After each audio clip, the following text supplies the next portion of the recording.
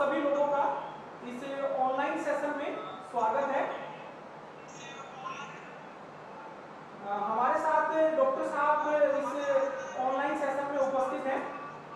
मैं श्रीमान रतिराम जी आयुर्वेदिक चिकित्सक सामुदायिक स्वास्थ्य केंद्र बानसूर से आग्रह करूंगा कि आज उन्होंने अपना महत्वपूर्ण समय देकर इस ऑनलाइन वेबिनार सेशन में उन्होंने ज्वाइन किया है। तो सर, आज का विषय जो आपके अनुसार हमने रखा है, जीवन में योग एवं आयुर्वेद का महत्व। तो मैं आग्रह करता हूँ डॉक्टर साहब से कि वो हमें इस महत्वपूर्ण विषय जो आज कोविड-19 चल रहा है इसके दौरान प्रकाश डालेंगे। श्रीमान डॉक्टर रतिराम जी, आपका स्वागत है सर। Thank you. आयुर्वेद का महत्व सामान्य जीवन के विषय पर जो आपने बताया है, वो आयुर्वेद बना ही एक सामान्य जीवन के लिए है।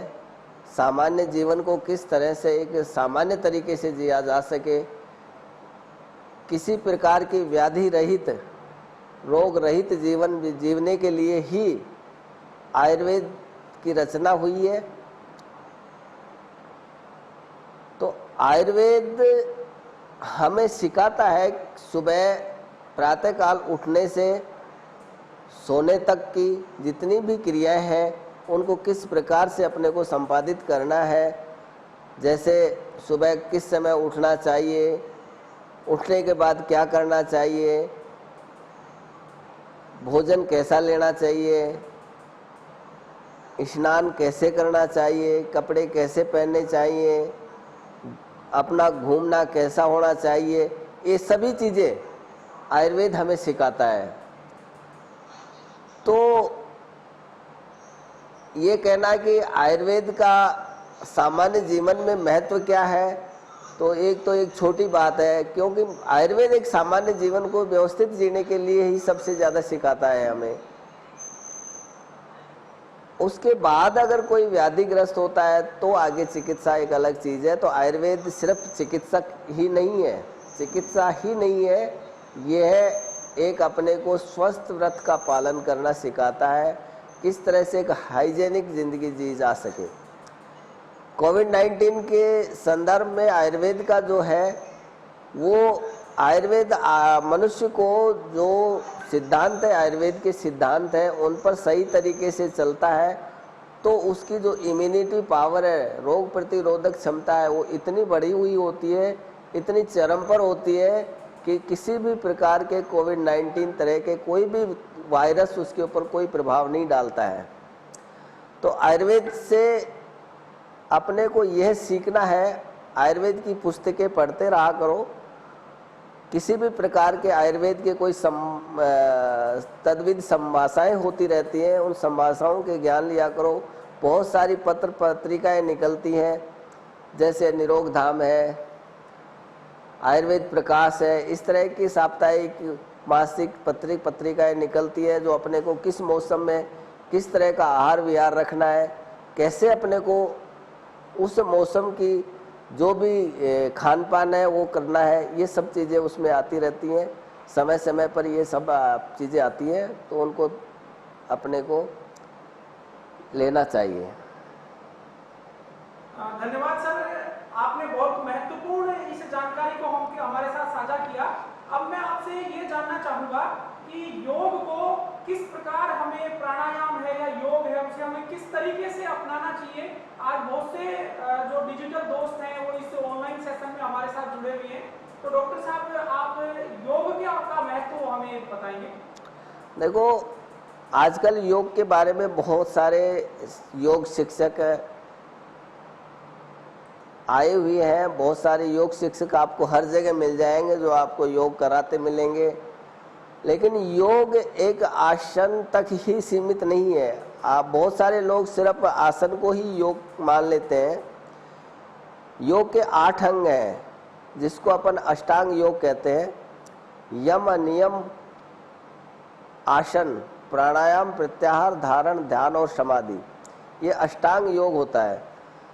अष्टांग योग में अपने को एक एक का पालन करना चाहिए तो ही योग है। तो यम है, यम में अहिंसा, सत्यम, अस्तेयम, ब्रह्मचर्य, अपरिग्रह, ये यम के 5 अंग हैं। इसी तरह नियम के भी 5 अंग हैं, सोच, संतोष, तप, स्वाध्याय और ईश्वर प्रणिधान। ये अपने नियम के हैं। इनके बारे में तो सभी लोग अच्छी तरह से जानते हैं। यम में है अहिंसा, सब जानते हैं।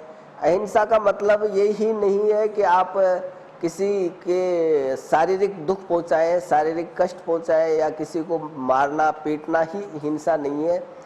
किसी भी मनुष्य को उसकी इच्छा के विरुद्ध किसी भी आप मानसिक, शारीरिक, वाचिक किसी भी तरह से अगर आप उसको पीड़ित करते हैं तो उसके अहिंसा की श्रेणी में आता है।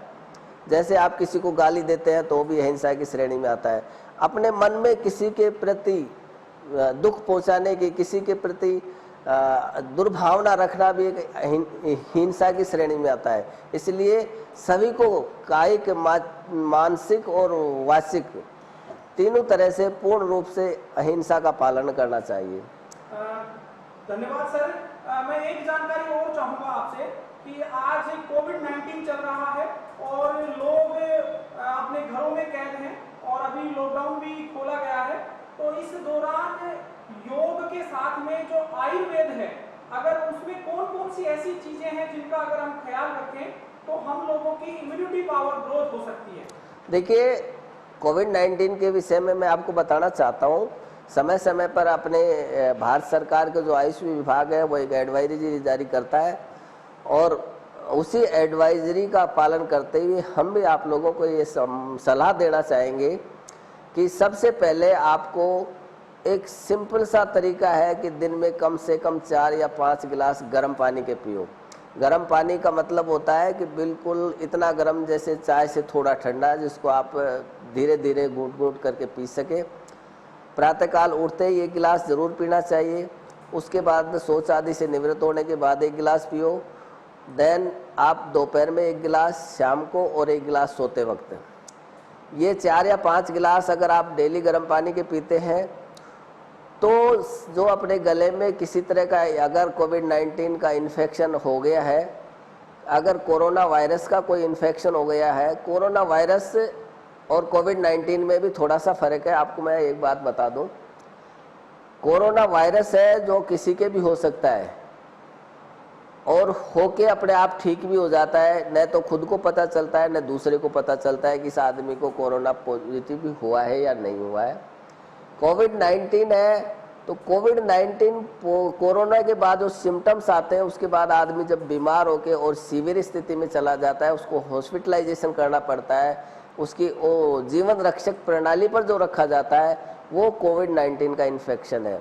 तो अपने को कोरोना का जो वायरस का इन्फेक्शन है वहीं रोक देना चाहिए। अपने घरों में हर किचन अपनी जो है वो एक तरह से रसायनशाला है। अपने भारतीय संस्कृति में किसी भी रसोई को एक तरह से रसायनशाला के रूप में विकसित किया था। जो अपने घर में हल्दी है, एक बहुत बड़ा एंटी एलर्जिक का काम करती है। दूध में 1 चम्मच छोटी यानी कि करीब 2 ग्राम के आसपास हल्दी डालो, उसमें थोड़ा सा आप नमक, चीनी डालो और उसको गरम गरम पियो। इसको बोलते हैं गोल्डन मिल्क। इसी तरह से आप एक छोटा मोटा काढ़ा भी घर पे तैयार कर सकते हो, जो आपके हर रसोई में मिलेगी। इलायची है, लौंग है, काली मिर्च है, अदरक है, सौंठ है, तुलसी है। इनका काढ़ा बना के आप रोजाना पिए। उससे भी जो अपने कोरोना वायरस का जो इन्फेक्शन है उसके चांसेस बिल्कुल न के बराबर हो जाते हैं और आप स्वस्थ रहोगे। अपने को ये जो समय मिला है क्वारंटाइन का, जिसमें अपने को घरों में कैद कर दिया गया है, एक तरह से लोग कहते हैं, इसको कैद मत समझो, इसको आप अपने एंजॉय के रूप में लो। एंजॉय का मतलब है कि इसको आप समय का सदुपयोग करो। कम से कम आप 15 या 20 मिनट, जितना कम से कम 15-20 मिनट, नहीं तो ज़्यादा कर सकते हो तो आधा घंटे तक आपको कपालभाति करनी चाहिए। 1-2 मिनट भस्त्रिका करनी चाहिए। और एक होता है अपने प्राणायाम में अपने को पूरक, कुंभक, रेचक, ये एक 3 स्थिति होती हैं जो किसी भी अस्थमा या कोई भी इस तरह का है जो लंग्स संबंधी अपने फेफड़े संबंधी बीमारी है, उनके लिए बहुत ज़रूरी है कि आप दोनों नाकों में से सबसे पहले दाएं नासारंध्र को बंद करें, बाएं नासारंध्र से श्वास को खींचें। इसमें वैसे तो देखो कम से कम 8 सेकंड श्वास खींचने का है, 32 सेकंड श्वास रोकने का है दोनों नाकों को बंद करके, और 16 सेकंड में दूसरे नाक से यानी कि अपने दायां नाक बंद या बाएं से सांस लिया तो बायां नाक बंद करके दाएं से सांस को छोड़ना है धीरे धीरे 16 सेकंड में। तो ये थोड़ा सा हार्ड हो जाता है, इसलिए मैं आपको थोड़ा सरल और बता देता हूँ कि अपने को 4 सेकंड में श्वास को खींचना है, 16 सेकंड तक श्वास को रोकना है और 8 सेकंड तक दूसरे नाक से श्वास को निकालना है। इसके बाद दूसरे नाक से अपन को 4 सेकंड में वापस श्वास खींचना है, 16 सेकंड तक रोकना है, 8 सेकंड में दूसरे नासारंध्र से निकालना है। इससे आपके फेफड़े हैं वो बहुत मजबूत होंगे और किसी तरह की जो ये छोटी मोटी व्याधियाँ हैं वो आपको कभी नहीं होंगी। धन्यवाद डॉक्टर साहब। मैं अंत में एक चीज और आपसे पूछना चाहूंगा कि अभी कुछ दिन से लगभग महीना 1.5 महीने से आप अपने सामुदायिक हॉस्पिटल में सभी लोगों को काढ़ा पिला रहे हैं, तो क्या ये काढ़ा घर में भी बनाया जा सकता है? तो मैं ये प्रक्रिया जानना चाहूंगा सर आपसे। देखिए, ये काढ़ा घर में बनाया जा सकता है, ऐसी कोई बड़ी बात नहीं है। ये क्या है कि गोजिव्याधि नाम के क्वाथ, गोजिव्याधि क्वाथ के नाम से आपको बाजार में उपलब्ध होता है, वो आप घर लाइए। उसकी आप 1 चम्मच, छोटी 1 चम्मच 1 गिलास पानी यानी कि आप 250 ml पानी में 1 चम्मच डालिए और उसको चतुर्थांश शेष रहने तक यानी कि 250 ml का करीब 60 ml आपका शेष रह जाए, तब उसको आराम से थोड़ा सा गरम गरम छान के और उसको 2 मात्रा में पीजिए। एक जो क्वाथ की मात्रा है वो करीब 30 ml मानी गई है, तो अपने को 60 ml की 2 मात्रा बना के और 2 मनुष्य उसको एक बार में पी सकते हैं। काढ़ा है वो ज़्यादा से ज़्यादा एक बार बनाने के बाद 12 घंटे तक काम ले सकते हैं, उसके बाद वो ख़राब हो जाता है। 12 घंटे के बाद काढ़ा काम में नहीं लिया जाता। इसलिए हम लोग यही सलाह देते हैं कि जितना हो सके आप ताज़ा ताज़ा बना के और फिर काम में लेने। ज़्यादा बनाना है, जैसे आपको घर में 5-7 सदस्य हैं, 7 सदस्य हैं, तो अपने को 7 या 21 यानी कि 210 ml या 200 ml के आसपास तैयार चाहिए। तो उसका 4 गुना पानी चढ़ा दीजिए, यानी 800 ml पानी चढ़ाओगे, 600 जल जाएगा, 200 रह जाएगा, तब आप उसको छान के पी सकते हो। हम ज़्यादा मात्रा में बनाते हैं, इसलिए हमारा जो पानी है वो कम जलता है, क्योंकि जैसे हम तो 20-25 लीटर के आसपास बनाते हैं, तो उसको उबलने में करीब 2-2.5 घंटे लगते हैं। धन्यवाद सर। मैं एक जानकारी और चाहूँगा कि हमारी रसोई में और हमारे घरों के आसपास ऐसे कौन से औषधीय पौधे हैं जिनको हम रोग प्रतिरोधी क्षमता अपनी बढ़ाने के लिए काम में ले सकते हैं सर?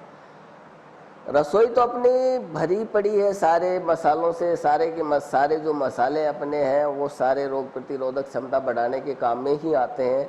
इसके अलावा भी घर में एलोवेरा है, ग्वारपाठा कहीं भी लगा सकते हो आप, गमले में भी लगा सकते हो, किसी छोटी क्यारी में भी लगा सकते हो, कहीं भी लगा सकते हो एलोवेरा को, जिसको अपन ग्वारपाठा बोलते हैं। वैसे तो एलोवेरा ग्वारपाठा एक ही बात है, इसको घृत कुमारी के नाम से भी जानते हैं। ये कहीं भी लगा सकते हो। इसी तरह से नीम का पेड़ अपने हर जगह उपलब्ध होता है। दुनिया का सबसे बेस्ट रक्त शोधक है नीम का पेड़। इसकी पत्तियां आप कूट के काम में ले सकते हो, काढ़ा बना के उसको थोड़ा बहुत पी सकते हो, ज़्यादा नहीं। बाकी उसकी पानी में उबाल के उससे स्नान करने से भी अपने जो स्किन डिजीज़ हैं वो ठीक होती हैं। तो उस दुनिया का सबसे बेस्ट अपने नीम है। इसके अलावा गिलोय है, गिलोय को भी आप कहीं भी लगा सकते हो। एक छोटा सा टुकड़ा लाइए और उसको कहीं भी चुबो दीजिए, दीवार पर भी चढ़ जाएगा। लेकिन हो सकता है जितना आपके पास अगर नीम का पेड़ है तो आप उसको नीम के पेड़ में लगाइए, और नीम गिलोय यानी नीम के ऊपर जो चढ़ी हुई गिलोय है उसको नीम गिलोय के नाम से बोलते हैं। तो नीम गिलोय सबसे बेस्ट होती है औषधीय गुणों के रूप में। धन्यवाद सर। एक अंतिम सवाल मैं आपसे पूछूंगा, फिर हम श्रोताओं की तरफ भी चलेंगे कि ऐसे कौन कौन से योग हैं जो विशेषकर रोग प्रतिरोधी क्षमता बढ़ाने में हमें कामयाब हैं, तो हमें नियमित रूप से उन योग को करना चाहिए। देखिए, वैसे तो संपूर्ण योग ही रोग प्रतिरोधक क्षमता बढ़ाने और शरीर को बलवान बनाने के काम में आता है। फिर भी कुछ योग ऐसे हैं जो सरल है और आराम से किए जा सकते हैं, कभी भी कर सकते हो। जैसे कि अपने वज्रासन है, वज्रासन में आप खाली पेट भी कर सकते हो और खाना खाने के बाद भी कर सकते हो। बाकी मैं तो ये कहूँगा कि खाना खाने के बाद हर आदमी को कम से कम 5 मिनट वज्रासन में ज़रूर बैठना चाहिए। इसके अलावा ताड़ासन है, वृक्षासन है, पादहस्तासन है। ये ऐसे आसन हैं जो इजीली किए जा सकते हैं। ये सभी रोग प्रतिरोधक क्षमता बढ़ाने के काम आते हैं। और प्राणायाम सबसे ज़्यादा जो है रोग प्रतिरोधक क्षमता बढ़ाने के लिए प्राणायाम उपयुक्त है।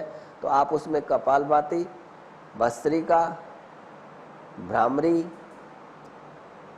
और उज्जाई, ये 4 प्राणायाम अगर आप नियमित करते हैं तो आपको किसी प्रकार के रोग से ग्रसित होने की कोई आवश्यकता है क्या नहीं हो पाओगे। आपकी जो रोग प्रतिरोधक क्षमता इतनी बढ़ जाएगी कि आपको कोई भी रोग ग्रसित नहीं कर पाएगा।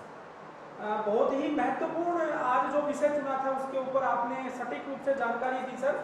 और मैं अंतिम में आपसे ये क्या संदेश हमारे आज डिजिटल ये जो दोस्त जुड़े हुए हैं डिजिटल प्लेटफॉर्म के माध्यम से, जूम एप्लीकेशन से, और लाइव भी लोग आप लोगों को देख पा रहे हैं, तो मैं सर आपका संदेश जो श्रोताओं को और लोगों को आप इस डिजिटल प्लेटफॉर्म के माध्यम से देना चाहें इस कोविड-19 की वैश्विक महामारी के दौरान सर। देखो, आज मैं विशेष तौर से युवा वर्ग को कुछ से बताना चाह रहा हूँ कि आज का युवा है उसको सोना ज़्यादा पसंद है। इनकी जो दिनचर्या है वो बहुत बदल गई है। देर तक जागना, सुबह देर तक सोना, ये सबसे बड़ा रोगों का घर है। पहले अपने एक कहावत है, अंग्रेजी में भी कहावत है कि early to bed early to rise make a man healthy and wise. जल्दी सोइए, जल्दी उठिए और स्वस्थ रहिए। इसलिए मैं आज के युवाओं को सिर्फ यही कहना चाहता हूँ कि अपने सोने के उठने के टाइम टेबल को व्यवस्थित कीजिए। सायंकाल का जो देर रात तक का जो इधर उधर रहने का, जाने का, ये जो है ये बंद कीजिए और टाइम पे घर आइए, टाइम पे सोइए, टाइम पे उठिए और अपने आप में बिल्कुल स्वस्थ रहेंगे। सिर्फ एक चीज़ को आप अपना लीजिए, अपने जीवन में उतार लीजिए कि अपने को समय पर सोना है और समय पर उठना है। बहुत ही धन्यवाद सर। और कई बार आपने मुझे एक बात बताई है कि सर रसोई में कुछ ऐसे 3 वाइट पॉइजन भी होते हैं जिनका उपयोग आजकल लोग स्वाद की वजह से ज़्यादा कर रहे हैं। तो आज की इस ऑनलाइन वेबिनार में मैं आपसे जानना चाहूँगा कि बाकी श्रोताओं को भी पता चले कि ऐसे 3 वो जो वाइट पॉइजन है वो कौन कौन से हैं जिनका सेवन हमें नहीं करना चाहिए।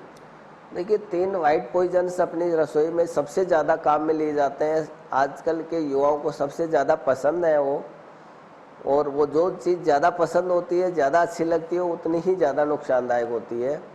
तो एक तो अपने मैदा, जो वाइट मैदा आती है बाज़ार में, ये सबसे ज़्यादा खतरनाक है। दूसरा है वाइट नमक, जो अपना आयोडीन युक्त नाम के जो नमक बेचा जाता है बाज़ार में, ये भी बहुत ख़तरनाक है। तीसरा है शुगर, जो अपने चीनी है, ये भी बहुत ही खतरनाक है। ये तीनों ही ऐसे घातक पदार्थ हैं जो शरीर में एक स्लो पॉइजन का काम करते हैं। धीरे धीरे संचय होता रहता है, इसमें जो केमिकल्स होते हैं उनका संचय होता रहता है और अपने जो इंटरनल ऑर्गन्स हैं, जो आंतरिक जो अंग है जो अपने लिए बहुत महत्वपूर्ण है, उनको धीरे धीरे ख़त्म करता है। और किसी में हार्ट डिजीज़ यानी कि हाई ब्लड प्रेशर या लो ब्लड प्रेशर या वाल ख़राब होना, इसी तरह से किसी को किडनी डिजीज़ हो जाती है, शुगर हो जाता है, किसी को इंसुलिन की कमी से डायबिटीज़ हो जाता है, अपने लीवर ख़राब हो जाते हैं। तो ये कुछ ऐसी बीमारियां हैं जो अपने गलत खान पान की वजह से ही डेवलप होती है शरीर में। अगर अपन खान पान को अच्छा रखें, इन चीज़ों से दूर रहें, तो ये बीमारियां अपने जीवन में कभी नहीं आएंगी। बहुत बहुत धन्यवाद सर। और मैं गांव वाणी की पूरी टीम से और के तरफ से और युवा जागृति संस्थान की तरफ से आपका आभार व्यक्त करता हूं कि आप इस ऑनलाइन वेबिनार में जुड़कर और इतनी महत्वपूर्ण योग और आयुर्वेद का जो महत्व है इस विषय पर हमारे श्रोताओं को आपने अपने विचारों से अवगत कराया। धन्यवाद सर। Thank you. तो सभी श्रोताओं को धन्यवाद कि आपने इस ऑनलाइन वेबिनार को ज्वाइन किया और इतनी महत्वपूर्ण जानकारी आपने इस वेबिनार के माध्यम से डॉक्टर साहब से सीखी। धन्यवाद।